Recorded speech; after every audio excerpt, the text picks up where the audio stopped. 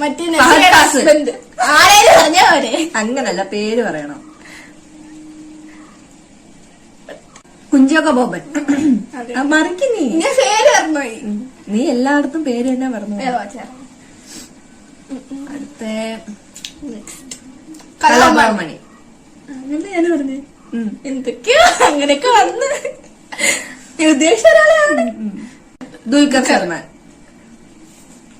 Full അറിയണ്ട, ഇച്ച് പറഞ്ഞത് അവന് കത്തിന് പല്ല് ടൊവിനോ തോമസ്. എനിക്കറിയാതെ പല്ല് ഉയർ പതുക്കെ കിടന്നളിക്കുന്ന പിന്നെ ഇതിനകത്തൂടെ പൃഥ്വിരാജ്. ഞാൻ ചിന്തിച്ച സമയം വേണം പറയാം. ഷെയ്ൻ നിക്കാം. എന്താ